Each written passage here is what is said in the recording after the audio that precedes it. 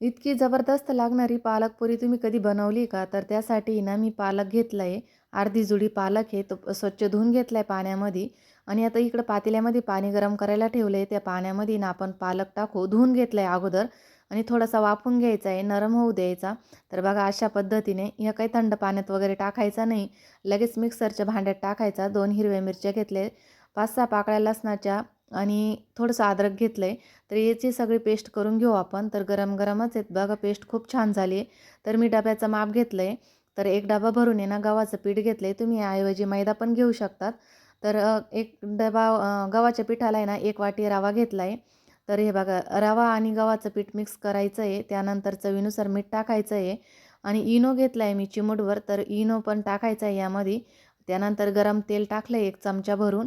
तर अशा पद्धतीने ना आपल्याला हे मिश्रण घ्यायचं. त्यानंतर पालक आपण जे पेस्ट करून घेतले ते टाकायचं.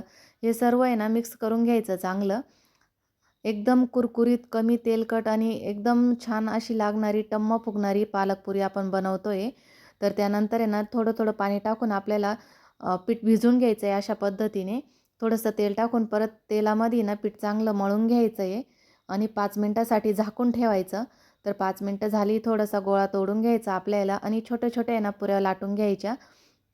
तर हातावर थोडासा मळून घेऊ आपण. त्यानंतर आहे ना थोडंसं तेल लावून आहे ना पळपाटावरती लाटून घ्यायच्या आणि इकडं पण गॅसवरती ना मी तेल गरम करायला ठेवलेलं आहे. पुरी लाटोस्तोवर आहे ना आपलं तेल पण गरम होईल. छान अशा पुऱ्या लाटून घ्यायच्या आपल्याला आणि आपण रवा टाकलेला आहे आणि इनो पण टाकलेला आहे ना, त्यामुळं पुरी एकदम टम्म फुगते, कमी तेलकट होते आणि चवदार लागते खायला. तर बघा अशा पद्धतीने तेल उडायचं पुरीवर आणि मस्त अशी टम्म फुगते पुरी. तर अशा पुऱ्या ना तुम्ही नक्की करून बघा. तर दुसरी पण पुरी ना मी तुम्हाला तळून दाखवते आणि कशा झाल्या ह्या कमेंटमध्ये मला नक्कीच सांगा आणि तुम्ही नक्कीच करून बघा. ही पुरी ना आपण भाजीबरोबर पण खाऊ शकतो. तर मी ना याबरोबर वांग्या बटाट्याची शाकभाजी बनवली आहे. त्याबरोबर मी गरमागरम सर्व्ह करणार आहे.